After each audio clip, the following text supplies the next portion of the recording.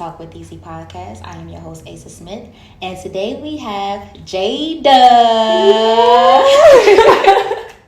So what's up, Jada? How you doing? I'm doing great. I'm feeling great. That's good. Yeah, You look living life. great. Thank You look you. great. Now, Thank one you. thing I want to just compliment you on is I love your entire aesthetic. Okay, I love your entire look. You have the half black, the half pink, the pink contact. How did that come about? That actually, well, I guess I'll start from the beginning. So when I first started music in June of 2021, I released my first single, Cop It. And before I released it, I did a music video, or not a music video, what's that, a photo shoot, that's what I was looking for. A photo shoot for it, and for the cover of it. And I guess I don't know, I went to the Party City, and pink's just my favorite color. It's always been my favorite color. So I was looking for everything pink. And I saw this pink hairspray. And I was like, My intention was to do all of it pink with the hairspray. And I had buns at the time. So it was like split down the middle. And, my manager, PD, shout out PD Mills, was like, let's just try half of it first to see if it works. And if not, you can just wash it out real quick and we'll just do regular hair. And I was like, I did it. And I was like, hold on. I might keep this, I definitely might keep this. So yeah, I ended up liking it. I've never dyed my hair before that, so I was kind of a little bit nervous. I got curls, so and it's dark brown, real dark brown, almost black. And I ended up doing it. I loved it. I don't regret anything. And then after that, I ended up feeling like I had to, start a brand for it. So I was trying to figure out different ways, and everyone was doing split dye by that time. So it was like I was like one of the first people to start it, and then it was like it caught on for a trend. So I was like, let me try to do something different. So then I was like, let me try and get my eyebrow done, and I was kind of scared to dye it. So I honestly, I ain't gonna lie to y'all, I do that shit with pen or pencil or whatever. And then after that, I just realized that I wanted to do contacts. So I'll be doing the little cosplay contacts and stuff. It's really cute. And then I do half and half pink and black lips. Yeah, that's cute too. I love it. And do it it actually with works with everything you too. It really, really works. Thank you. Hold on one second. I got you. I have to put my gum out. All right. So where are you from, Richmond? So you are from Richmond. Yeah. Correct. So how is it like growing up in Richmond? Well, I mean, if you want me to be completely transparent, completely honest, I actually grew up in Hanover, Virginia, but I stay in Richmond all the time. Okay. So I just say I'm from Richmond because somebody asks you, where are you from? You say Hanover, they're gonna look at you like you're crazy. So I just say Richmond, Virginia, and I still grew up with the 804 area code. So I never really spent a lot of time in Hanover unless I was going to school or whatever. None of my friends were there. It was real racist out there, so all of my friends lived in the city or live in Henrico and stuff like that. So yeah, growing up in Hanover was a little rough. I mean, I was the only mixed kid until in my 9th grade year, so it's a little weird. And the neighborhood I lived in, there was definitely no black people. So I mean, it was just a bunch of preppy white, country white. Real racist. They still had a school at the time. I don't know if they changed it yet, but it was Lee Davis High School, which was they were called the Confederates, and I was like, what the fuck? Half of y'all's basketball and football team, over half of it is black guys, or black women. That didn't make sense to me, but yeah, shout out Hanover, I guess. That's great. The real racists out there. I ain't gonna lie to you. So how did you get started in music? So I've been doing music. Honestly, I've always loved music. Anything that had to do with dancing, performing, singing, just performance, acting even. I started dancing when I was about 3 years old. Ended up doing ballet and hip hop were the first couple of dances I learned. And then I ended up doing Irish dance, African dance, tap dance, show choir, all these different styles of dance until I was about 16. And then I started singing at 7, playing the piano at 8. One of those is always it was either singing at 7 and then starting piano at 7. But I say 8 because I feel like I was closer to the 8 age. And I don't want no policing over here talking about she was 8 years old. All right, you know what? But yeah, so I started singing and doing piano or playing piano. And by my 5th grade year, which I'm gonna lie to you, I don't even know how old you are in 5th grade. Don't get me lying. Girl, oh my God, what are you, like 10, 11? I don't know. I started choir or chorus in school. So I did chorus from 5th grade to 12th grade and started show choir my 8th grade year. So I've been performing pretty much like since I can remember. Like my entire life has just been a big performance. I started performing at my church, doing church choir, just everything that had to do with singing and music was my thing. Like I didn't want to go to school unless I was doing chorus. I didn't care about anything else but chorus. Like math I was good at, science I was good at. Like I had all good grades, but nah, I'd rather do chorus. No, I definitely feel you on that. So you are a rage artist. For the viewers at home who does not know what a rage artist is, can you give us a little bit more insight on that? I love when I get asked that question. Of course, because people think that rage music is just singing on the track or yelling on the track. They think it's just yelling, screaming, and all of that. They don't really see the significance of it or like the necessity of it. But to me, rage music is when you're allowed to dig deep into those like traumatic parts of yourself or those angry parts of yourselves and that part of you that you haven't really fully healed from, and you just dig deep and you just let that shit out. And it's like a healthy release of letting it out. Instead of me going and beating your ass, or instead of me going and keying your car, because I'm psychotic. Like I'm for sure be thinking about crazy shit. And instead of me doing that, I'm gonna just take my ass to the studio, let that shit out, and then, you know, next time I see it, I'm gonna just walk by like it ain't happened because it's already released. I didn't have to do nothing to see for it to be released. It's like, yeah. It's a form of release too. For sure, because I mean, I've had some crazy stuff happen to me that made me want to start rage music. And I didn't even know it really was a thing until, you know, I started listening to some artists like Rico Nasty. I mean, I always listen to Avril Lavigne, but I don't really see her as a rage artist, as more like an alternative punk pop. But I don't know, I just always wanted to try it and ended up being good at it. I didn't even know. Very creative, I think. Thank you. You're welcome. So you just did a 4-month music tour. You was in North and South Carolina, New York, ATL, Houston, and Blacksburg. Yeah. Yeah. So what was that experience like? Oh my gosh, it was surreal. Where do I even start? So as soon as 2023 started, I went on tour. I think it was like probably like the 3rd week of January that I went on tour, and I hit North Carolina first, and then made my way to Atlanta, made my way to South Carolina. It was just insane. So I think I guess doing this tour has changed my mindset about like who I am, and you know, it gave me a lot of confidence because I've lost a lot of people during this journey. I've had a lot of things happen during this, you know, music journey, and I don't know, it's kind of hard to realize, I guess, how much you've grown until you actually sit down with yourself and look at it, because everything happens so fast. Like tour just happens so fast, and as soon as you get off a tour, like my least favorite thing is when I'm off the tour and I'm leaving a state and I gotta drive right past that Virginia side. Like I be like, oh no, no, I be instant tears, like no. But you know, my first tour of this year was amazing. You know, it definitely taught me a lot. And then I think the most craziest experience that I've had so far was not only this past tour I just did, which was, you know, I've been hitting the Atlanta area, South and North Carolina really, really hard. But Texas was crazy. I mean, I got flown out. I did a music video. They paid for me to go to the rodeo. Shout out Cam Isaiah. You know, we did a music video out there. It was dope.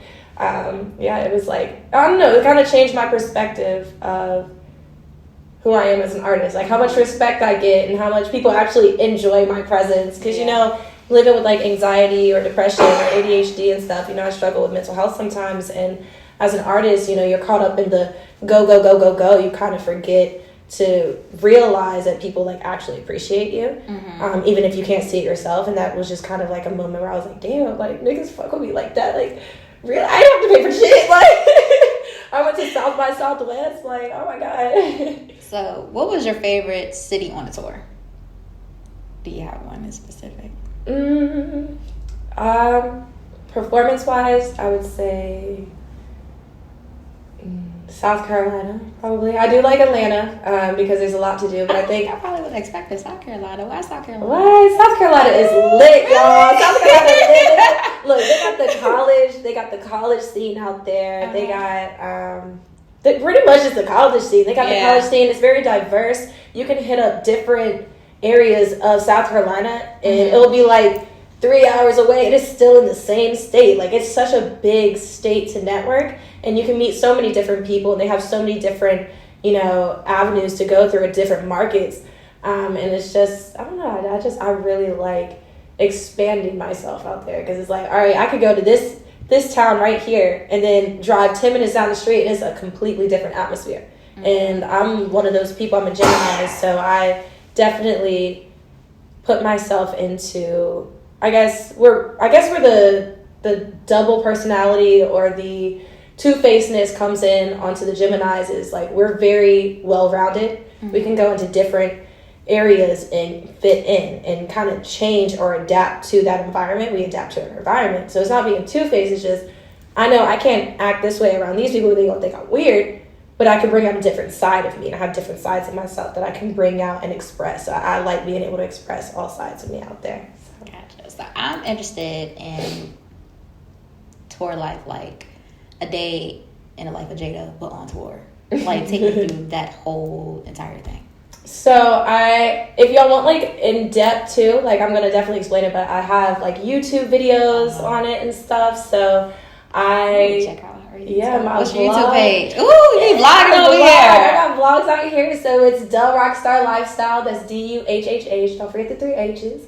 With a rockstar lifestyle at the end. And it's super dope. You can see, like, I don't have everything on there because I be moving so fast, but I try to get as much as I can on there. Yeah. But, tour life is just, in the life of Jada, it's just so, like, go to sleep. I literally, this tour, went to Atlanta.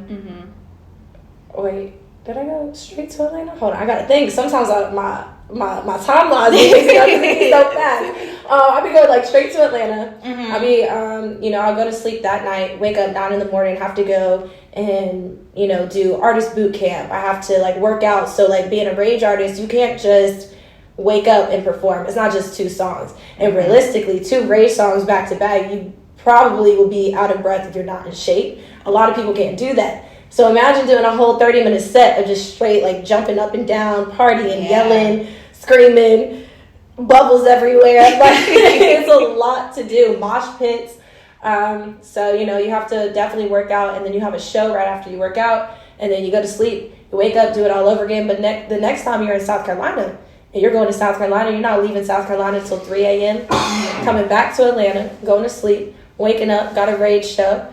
It's so crazy. Everything just moves so fast. But, I definitely love the market I'm in, doing like rage shows and stuff. Like, people out there, they do not care. Like, they don't care what you look like. They don't, like, they love you as you are. So it's no judgment. I think that's one of the best markets to be in as a free spirit. Like, people don't care because they don't have any room to judge you, because everybody, has been through some shit, been in some shit, whatever. They're out here just mosh pitting, having a good time, crowd surfing. Niggas just climbing on the fucking ceilings, like literally climbing on ceilings. So yeah, tour life is real crazy for me. So what I've noticed is you take your stuffed unicorn with you, and his name is Chester. So like, does Chester symbolize anything? Actually, it's so crazy because I've been getting this question a lot lately. Like, yeah, especially on like Snapchat. I don't post a lot on Snapchat, but when I do, it's always with Chester. Or just in general, I always post just with Chester on social medias.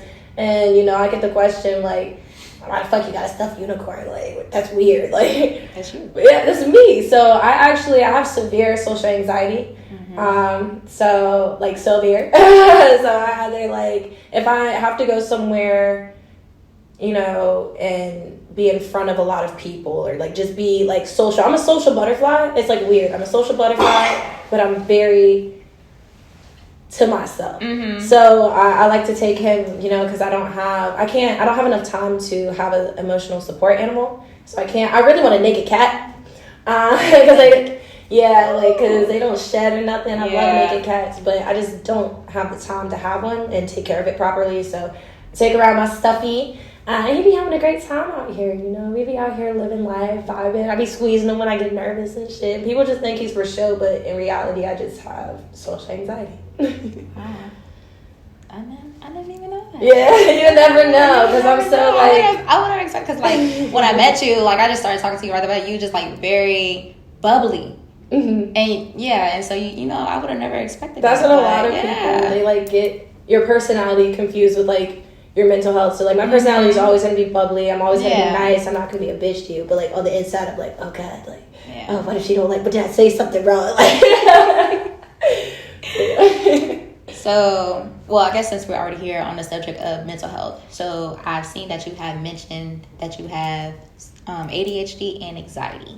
Mm-hmm. And so being an artist, having ADHD and anxiety, how do you balance yourself? Because it's a lot. Yeah. So I have ADHD, anxiety, well, of course, social anxiety, and I also go through cycles of depression. Mm-hmm. And I think the best way to balance out everything is to take me time. A lot of people, they want to be go, but they don't take me time. I value my me time so much. Like, when I get off a tour, like, a lot of people may feel some type of way. Like, I don't hang out. Like, when I come home, like, I try to see my friends as much as I can and stuff, but sometimes I just simply can't hang out all the time. And I try to get them to understand because I need my me time. Like, even with my family, like, I need my me time. I need to be able to meditate. I need to be able to take a bubble bath. I need to be able to sit down, talk with God. Like, try to not just be around a whole bunch of people 24/7. I'm gonna go crazy. Like, I gotta be able to tap into myself. And lately, I've been hearing this word "locked in." I actually made a TikTok about it today. I keep hearing lock in, and not just locking into like the game or locking into being an artist, but locking into yourself, your mind, body, and soul, and actually like tapping in with yourself and asking if you're okay. Because I'm always, as an artist, you're always worried about your fans and what other people think of you and how other people are feeling, that you forget and neglect yourself. But it's important to like be like, am I okay? Because if I'm not okay, I can't make sure that Duhhh Gang is okay. So I can't make sure my fan base, my supporters and stuff is okay. And I don't have, if my cup is like half empty, I can't fill yours up or I'm going to be completely empty, Yeah. So, me time. I definitely understand that. So, what are your other hobbies other than music? I got a lot. Let's hear them all. Oh my gosh, I got time. I got time today. Let's hear them all. So, before I actually started making music, I was a model. I was a sign model in New York and California. So I lived in Cali for about 3 months. It was the best experience of my life. Oh my God. It was so much fun. I turned, oh my God, how old was I? Like 19, 20? I think I just turned 20. I had left this area. You like the song Moon. I had went through a domestic violent relationship. So I ended up moving from here to Cali to pursue like a modeling career. Mm-hmm. And that was just always my goal until, because I didn't think that I could actually do this music stuff. I didn't know where to start. So I knew at least with modeling, I knew where to start with that. So my goal was to do modeling, get big in modeling, then move to music. God had other plans.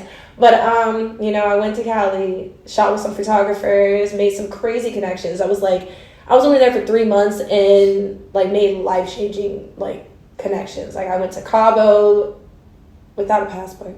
Like crazy shit. That's like movie shit. Like, it was insane. Got signed out there. Right. I got signed out there, and but they ended up wanting to push me more towards New York because I'm tall. Mm-hmm. So I'm a 6-foot woman. So, and I'm kind of slim, and out there it's like all about like the hourglass, and I got like that slim figure. So I ended up moving back and trying to do like New York modeling for a little bit. And they were just, I don't know, modeling to me is realistically, like I'm just keeping it real with y'all, it's a superficial industry. And some people could say the same thing about music, but for me, modeling just would not let me express myself. Everything has to be neutral. Your skin got to be perfect. Like, I was told by a bunch of different modeling agencies that they couldn't sign me unless my skin was perfect. And I struggled from like 18 to 20, like really like a couple months ago with severe cystic acne. And, you know, hearing stuff like that, like, as a young woman, it kind of pushes you away from that. It's like, damn, like, what's wrong with me? Yeah. Like, you know, it makes you kind of become insecure, and I didn't like how it made me feel, so I just got out of that, got out of, you know, my contract, and ended up doing music and stuff. Before modeling too, I was an entrepreneur. I started an online small business during the pandemic, a spiritual business. I used to sell crystals, body scrubs, bath scrubs, crystal necklaces, sage kits. I used to grow my own sage. Yeah, that was fun to start. And you also have a merch line. I do have a merch line. So I still have a business right now. It's called Duhhh brand. Okay, y'all can get a bunch of different stuff. I am actually going to be dropping a Chester line. So that's going to be dope. But yeah, it's called Duhhh brand. Like I said, you can find it in the link in my bio on Instagram, TikTok. I think that's it. You just find it and look at what you like. I got slides, I got hoodies, I got shorts, t-shirts, racerback shirts, literally everything. Yeah, y'all go shop. Yeah, for sure go shop. I mean, those slides be selling out like crazy. Not gonna lie to y'all. Like, I've sold out of those since I've started this brand like at least 4 times. So I saw that your single Cop It. Was that your first single? That was my first. That was your first. So, how did it feel when you heard your song playing on one of the biggest radio stations in your city? What was that feeling like? Oh my God. I still have that video pinned on my Instagram. Like, I'm over here like about to tear up already. I was so fucking excited. Y'all have no idea, because the way I found out about it, apparently it was playing like a couple days. It was in rotation a couple days before I even knew. So I had submitted.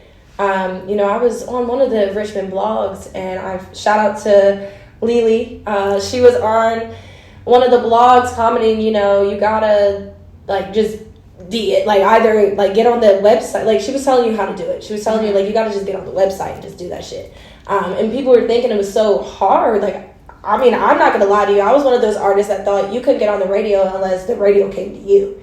And then I started like researching. Like, when you research and you're actually serious about your craft, you're not waiting for people to give you opportunities. You're gonna go and find that shit. So I went and I submitted it, and I submitted the radio version, and I was like, oh, you know, they did whatever. I'm just gonna do it because I want. Like, I'm just gonna say I did it. And they respected that shit. She hit me up one day. It was like, I remember, it was like a Wednesday. I remember the date and everything. It was like 1 o'clock or some shit. She was like, yeah, I don't know if you knew this, but your song Cop It been playing on the radio for a couple days, and it's going to come on today at like 3:30 or something. And I was like, what the fuck? I was like, what? Am I getting scared? I was like, 106.5? Holy shit. So I go into my car. Excuse me. I go to my car, play it at the same time, like that she told me. My mom's playing it at the same time too, and my dad too. Oh my gosh, and my friends. Like, shout out all my friends. Like, I was excited as fuck. I told everybody. And it was just so surreal. What the fuck? Like, this is the radio station I grew up listening to. Mm-hmm. Like, I know that makes sense. Like, what? I was like, oh my God, this is crazy. So I had that, and then they ended up playing Glacier on there too. So I had 2 songs on the radio. Not one but two. Yeah, not one but two. By my second year of music, I had not one but two. So, and that was the first song I ever fucking recorded. And that's good for your second year of music. Uh-huh. And you started, I think I saw 2021 is when you really. Well, this is my second year of music, right? Wow. Yeah, this is my second year of music. So, kudos to you. June 16th of this year is going to be my second year of music, so I've only been doing this shit for 1 year. Holy shit, what the fuck? How you going to celebrate, though? Right?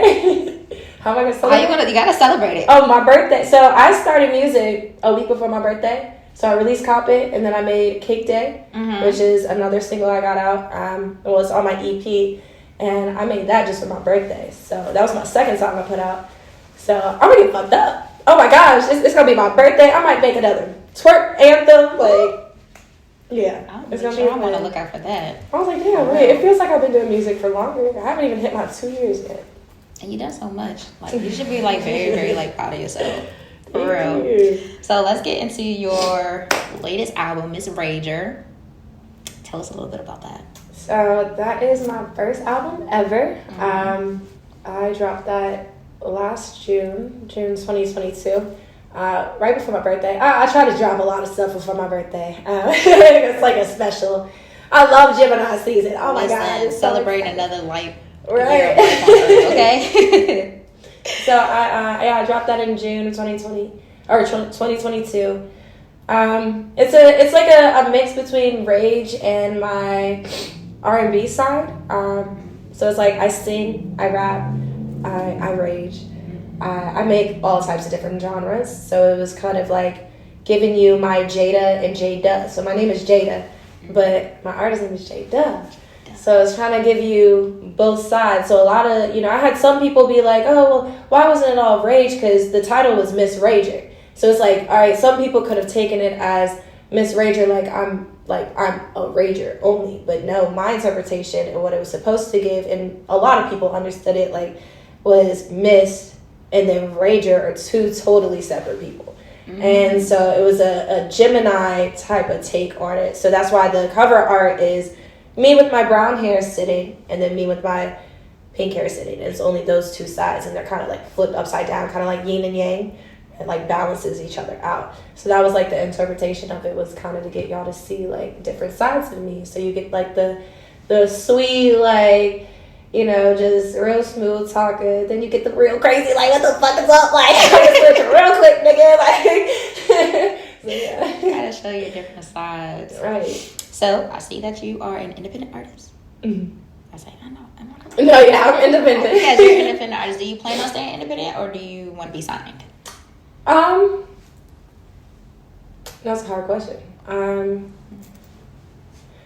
If I do sign, it would have to be the right deal.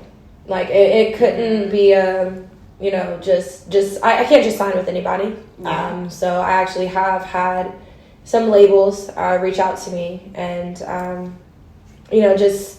I don't know, sometimes it's either got to be a fit or it's not. So, like, in order for me to not be independent anymore, and not for me to run things, I like to run shit. Like, I'm my own boss. Like, I like to be in charge of, what I do. But yeah, it just has to be the right fit. So I don't really have a preference right about now. If the right paperwork is presented, your girl don't mind being signed. We gotta come correct. Gotta come correct, y'all. Gotta come correct. Shoot, some of y'all look at labels, get at her. Okay. Who are some of your dream collabs? That's hard. I always get that question too. So you think I'd be prepared for it. And every time I answer this question, I got different artists. It's so hard. It just depends on how I'm feeling that day. But I got a few. Rico Nasty, Janae Aiko, Lauryn Hill, Nas. I love Nas. I grew up listening to Nas. Outkast. I love me some Outkast. That shit would be lit. Oh my God, that'd be so fucking lit. They're some fucking entertainers. Like, them niggas put on a show, okay? It's hard to. Coil Ray, I like Coil Ray. She's dope. I feel like our vibes are kind of similar. I always get that. I thought that too. Yeah, I always get that. I can see that. Coil Yeah. Ray. I feel like she's For like sure. dope. Yeah. Lizzo. I like Lizzo. There's a lot of people. Like, I would collab with literally anybody. Polo G, Lil Durk. Like, my variety is so, like, I'm so versatile. Mm-hmm. I can't just pinpoint just one person. I don't even collab with country artists. Mm-hmm. Like, Jason Aldean is hard as fuck. So, like, definitely. So just, I guess anybody that want to work with me, I'm down to work or whatever. Respect that. So, how do you feel about artists having OnlyFans?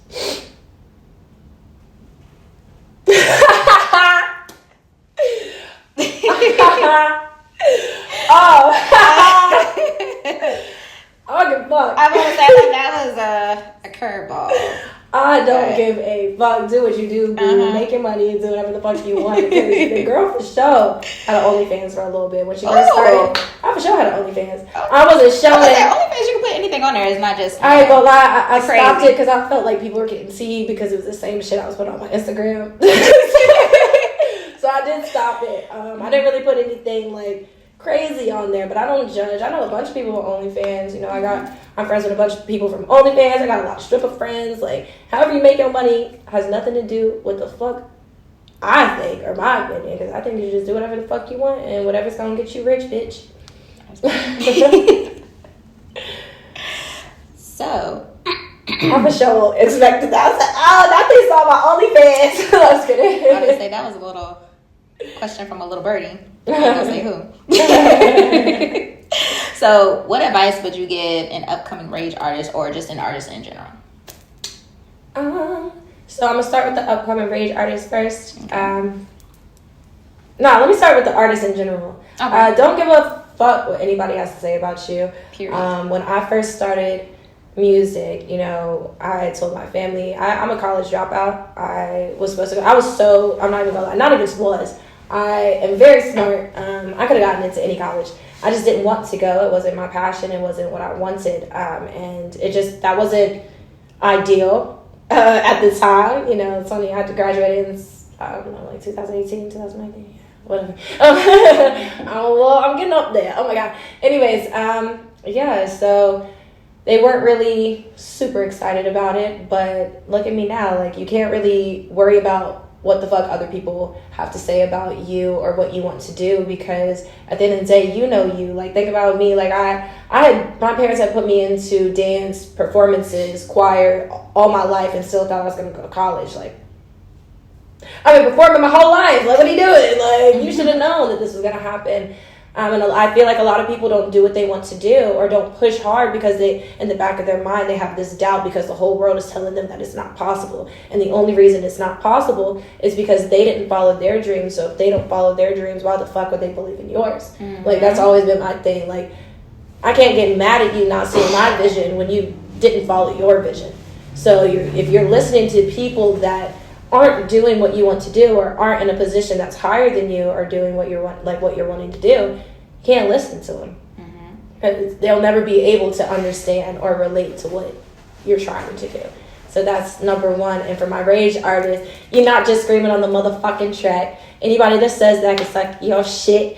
It has a lot to do with your emotions, and there's nothing wrong with it. It's an amazing way to get your emotions out, and it's an amazing fucking genre, and I fucking love it. So anybody that has anything negative to say about it, you need to do some self-evaluation, because the fuck are you doing music for? You're judging other people for what they want to do with their music. All right. Yeah. So are you working on any upcoming projects? Yes. Ooh, okay. So my first I'm really excited about this, actually. I'm working on a pop punk EP, which is really fucking dope. I have some snippets on my Instagram right now, and it's fucking dope. Oh my God, I am so excited. It's my first song, I guess 3 songs with a full band, guitar, drums, bass, the whole 9 yards, okay? It's gonna be freaking dope. I already finished one song. It's called New Dawn, and I might be releasing it as a single. I might not, because it's only a 3-song EP, but it's fucking dope. So it's gonna bring y'all back to early 2000s nostalgic type shit. I'm excited about that. And then also, I got some baddie songs coming out for the summer. I'm definitely gonna be working on another album coming up. And I also have a music video coming out to Dummy Hoes, which is going to be fucking dope. I can't give y'all too much, but I can give out the party scene. I'm doing a party scene. So all of my fucking ragers from Richmond, if y'all want to, come out, have fun, just DM your girl. Leave the drama at home for your mama, because I'm not her. Thank you. And what's next for Duhhh? Oh, gosh. Everything. I'm coming for fucking everything. Literally, I'm coming for fucking everything. Everything that God has for me, I'm fucking coming for it, so y'all better be ready. I'm definitely not here to play no games. I definitely see myself international. I'm not just thinking small. I don't want to be in the United States forever. I want to make it international. I've actually already started speaking some languages, so I know how to say, hi, my name is Jada, I'm an artist from Richmond, in some different languages. Don't put me on the spot. People put me on the spot, I'll be like, oh my God, social anxiety. But I am learning German right now. I have learned how to write some Japanese. I have learned how to speak and write some Spanish. So, and French is about to be my next one. So I know my greetings for Germany, so French is going to be my next one. But I really want to hit overseas and stuff. So I guess what's next is really just keep grinding, going on tour, meeting new people, building my fan base, building the gang, okay? Because I fucking love y'all. Y'all fucking dope as fuck. So yeah, I just want to expand more, get myself out there more, because I'm ready to get the fuck up out of here. I know that's right. And so what's the best way to book you? You can book me through, I guess, well, first follow me on all socials. So jay.duhhh with a 2000 at the end. So again, that's jay.duhhh and 3 H's with a 2000 at the end. If you DM me on Instagram, or if you use the email in my bio on Instagram, you can hit up my manager directly. I'm also on this app called Tap Network, which is an app that is, it's fucking dope. You can literally book me through the app. So I'm actually partnered with them right now. So if y'all want to download Tap Network, y'all go follow them on Instagram and shit too. You'll follow. If you can't find them off of this interview, just go in my following and look up Tap and you'll find them. All right, guys. That's Jada. Yay! Duh, it's Chester! It's Chester!